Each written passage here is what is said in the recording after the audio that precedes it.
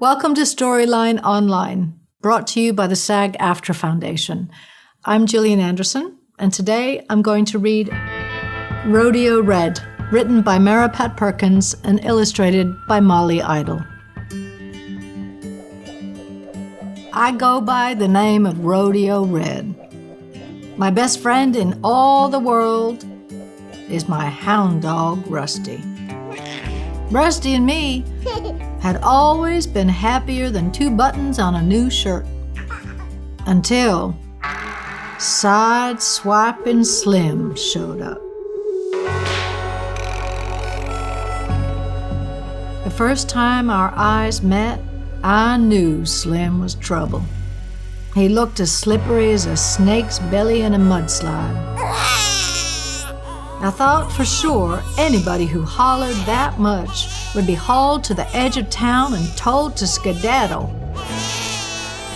But the sheriff and her deputy seemed smitten. Slim laid low for a while, but gradually he started moving into my territory. I'd come home to find my belongings all in a tumble, my spurs missing, or grape jelly smeared on my favorite hat. I tried reasoning with Slim.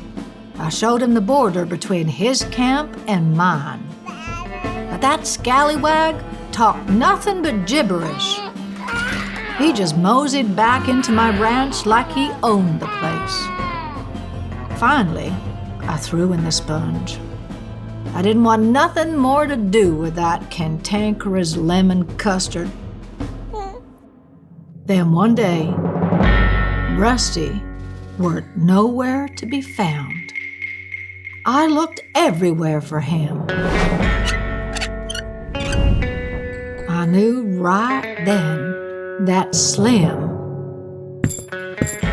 was up to his side-swiping ways. It was time for us to go toe-to-toe, eyeball to eyeball. Late that night, I snuck into Slim's camp. There he was, sawing logs, poor Rusty in his clutches.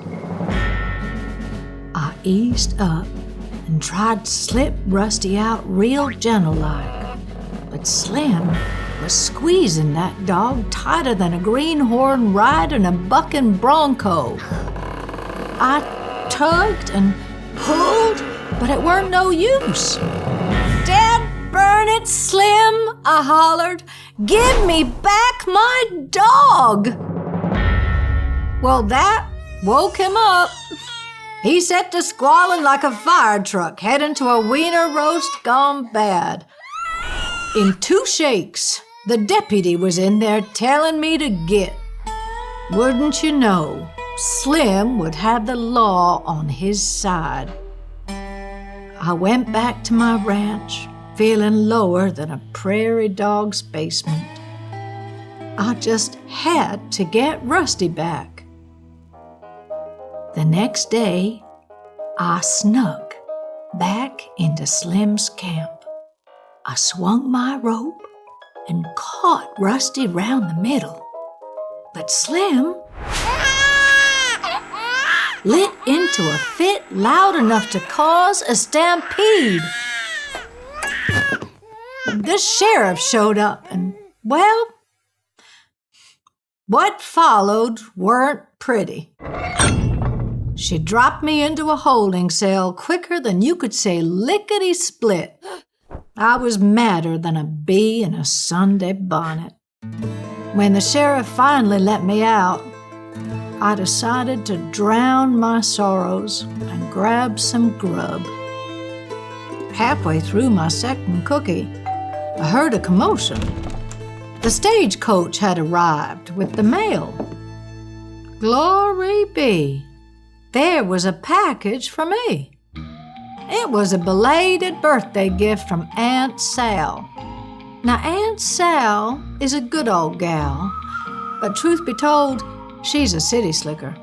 I was hoping for a sturdy set of boots or a good piece of rope. Instead, I got some sort of varnished varmint. It looked lazy and addle-brained to me. I doubted it could even keep mice out of the barn. And then, an idea lit up my noggin. I sauntered into Slim's camp, bold as a new nickel. I had that sissified simpleton in my arms, cuddling it like it was the best thing I could ever think to do. Slim's eyes shone like 2 full moons. He stretched out his hands and said, "Gimme, gimme, gimme!"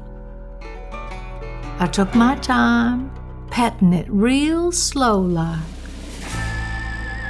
"You want this critter?" I looked him square in the eye. "You gotta give me back my dog."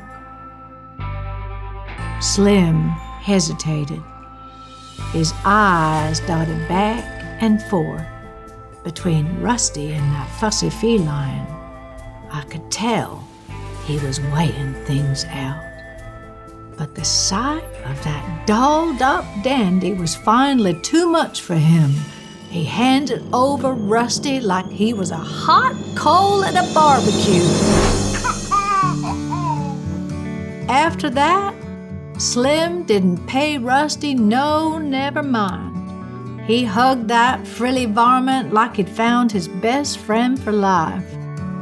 Well, there's no accounting for taste. But what did I care? I had Rusty back where he belonged, safe in my arms. And it was time to put my boots up for a spell before the next adventure. I tucked Rusty close and we headed back to the ranch, happier than 2 freckles on a sunny cheek.